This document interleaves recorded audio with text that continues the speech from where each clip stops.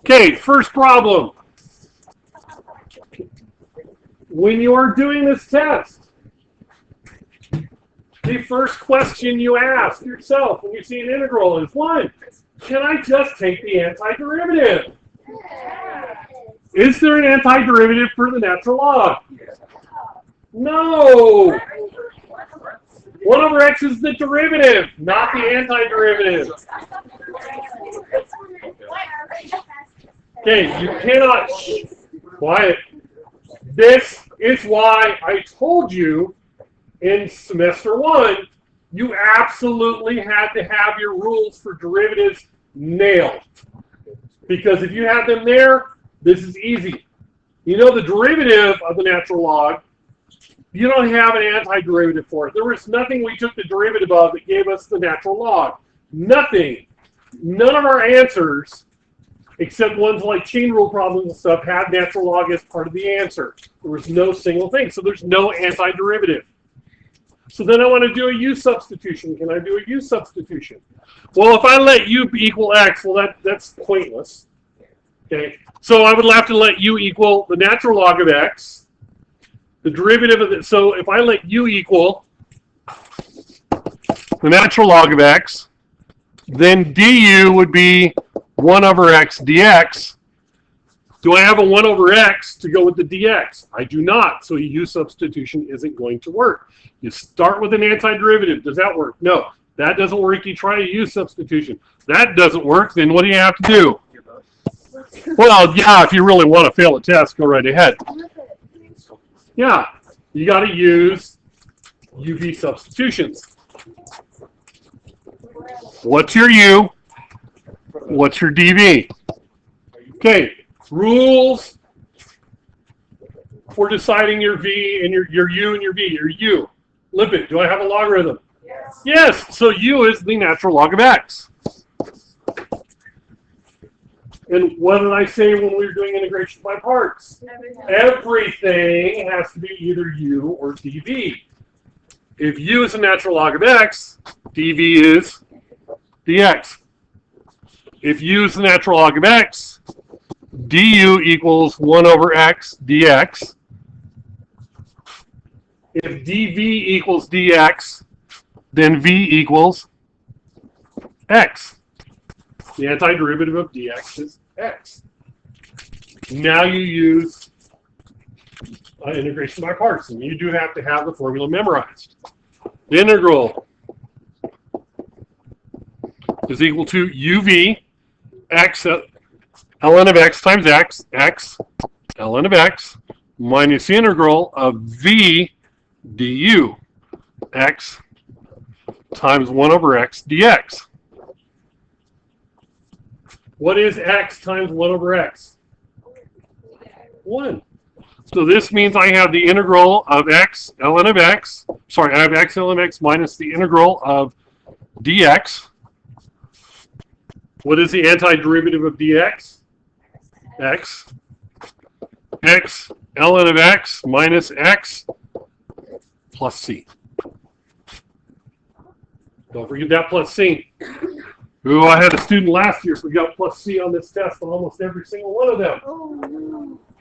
Yeah, he was lucky I didn't do 1 point for every question because that would have killed him. Especially because everything else was good. They're like, really? So I took like a total, like a maximum number of points I figured for. But it was every single problem that was supposed to be a plus C, there was no plus C. Okay. Second problem. Can I do a straight up antiderivative?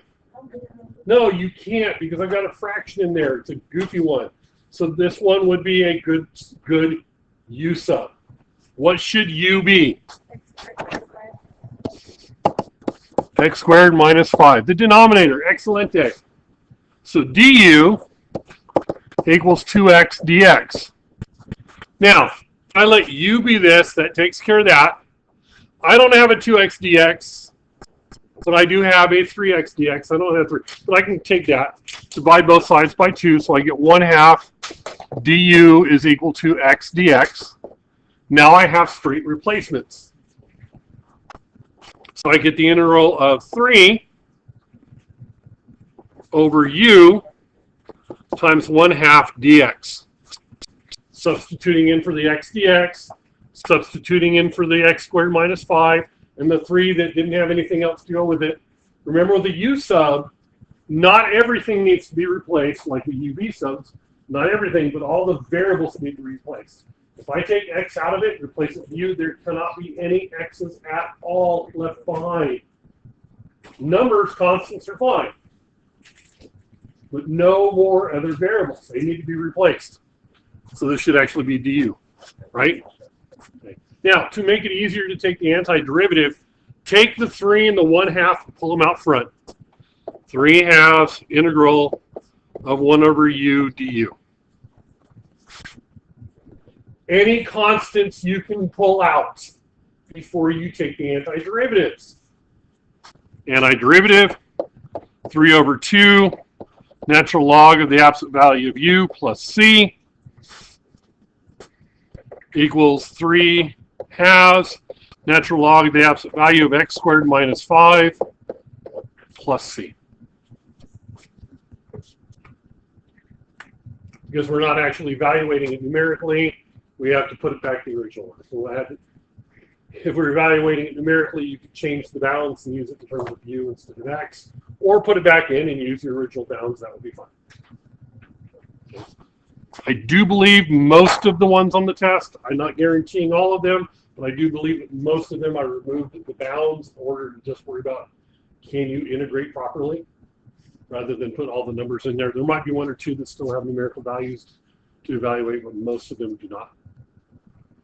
Questions on this? Okay, so if you have the numerical values, You can change them.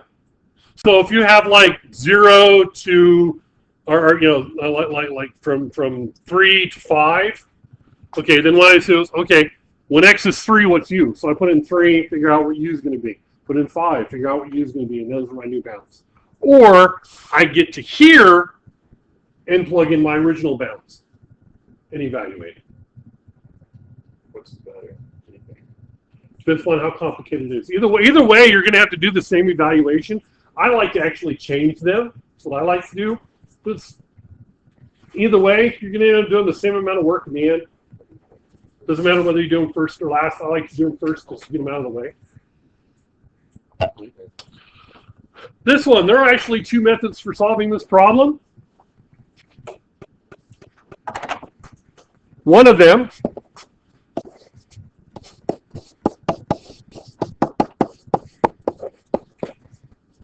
is to do that.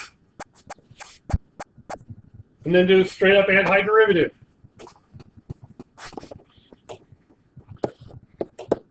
Sorry.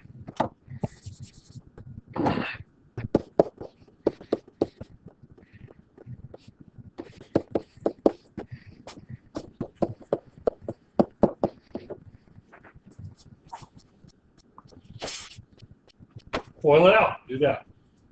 Or you could look at this as being a u sub, let u equal x minus 5. And then your du would be dx, so that's fairly straightforward. And if you did that, you'd end up getting x minus 5 cubed over 3 plus c. Which, if you do this, you'll get that.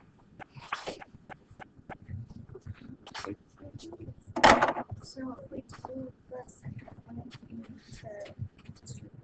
to You cannot distribute cube across multiplication and addition. No, you can leave it like that.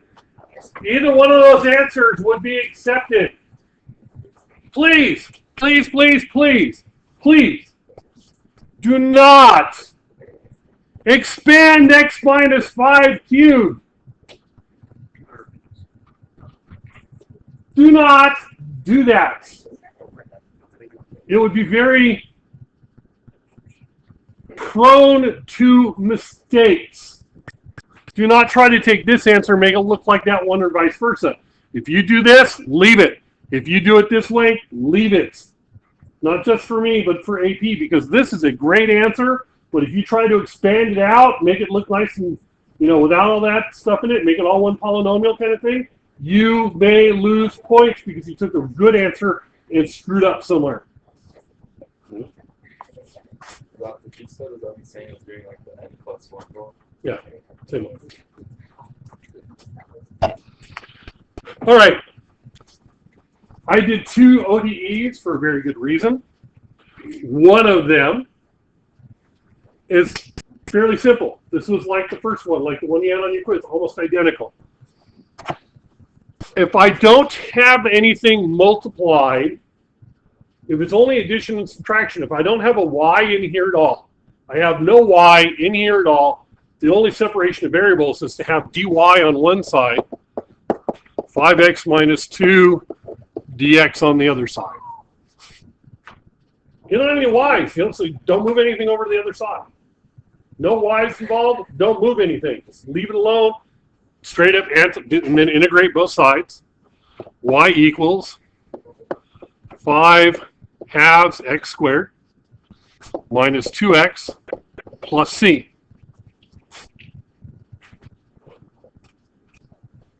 Plug in your initial condition, 0 for x, 3 for y. 3 equals 0 plus 0, or sorry, 0 minus 0 plus c, so c equals 3. So your final answer would be y equals 5 halves x squared minus 2x plus 3. Don't have any y's, you don't need to worry about putting y's on one side, the x's on, just move the x's over. Then anti-differentiate. Okay, this one, a little more complicated. Separate your variables. Y dy on one side, x dx on the other. So I divide both sides by y, multiply by dx. I get 1 over y dy equals x dx. Step number 1. Step number 2. Integrate. So I get the natural log of the absolute value of y equals 1/2 x squared plus c. Plug in, solve for c. Plug in 0 and negative 5. Natural log of negative 5 equals 0 plus c. So c equals the natural log of negative 5. Before you do that, can you raise both sides to the e and I can, or I can do it here. No, I can do it then or I can do it now. It doesn't really matter. And it doesn't. And your answer, if you do it correctly, should come out to be the same thing. But remember, one of the things I told you is, generally speaking, you want to do it right away. Immediately after taking the antiderivatives, plug it in, evaluate, then solve for y. Okay? So I get c equals natural log of negative 5. So I get natural log of the absolute value of y equals 1/2 x squared plus the natural log of the absolute value of negative 5.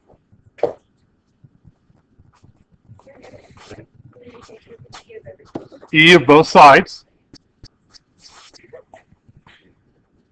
So I get y equals e to the 1/2 x squared times e to the natural log of the absolute value of negative 5. Now, you're going to see where I'm going on this one. Okay. E to the natural log of the absolute value of negative 5 is equal to the absolute value of negative 5.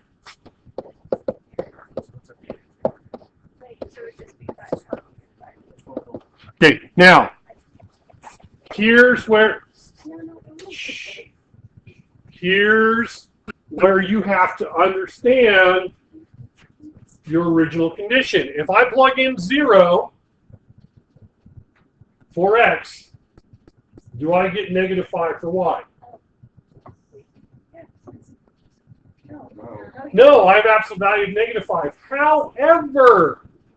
However, we are free to make an adjustment if we need to pluses and minuses. When you've got absolute value crap involved in there, you can make an adjustment in order to make it work for your final answer for the original, for your given point. If I plug in 0, this becomes 1, and I got y equals the absolute value of negative 5, which would be fine if this y was 5. It's not. So because we are smart people, we can adjust and say, okay, due to the domain and range of our original point, we can adjust pluses and minuses, because we've got some goofy plus and minus stuff going on, to make it work. We can do that. We can say, all right, we're tossing out the absolute value, we're just going with negative 5. Because that works with our given point that we're passing through. Okay? That works with the given point we're passing through. We can do that adjustment. There is nothing wrong with what we did. If this is what it was on the AP test, and you had to make an adjustment like this, you would be 100% correct. So also that's like how we have explained questions. So we just say like understand the value of your question. Yeah, they would ask you to explain that. They would just make sure you got the right equation that fits the original information. Okay. Hang on. Okay, shh. Quiet.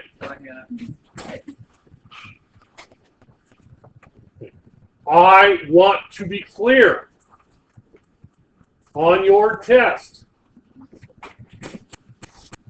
I am looking specifically for, did you separate the variables? Did you integrate both sides? Did you put in plus C?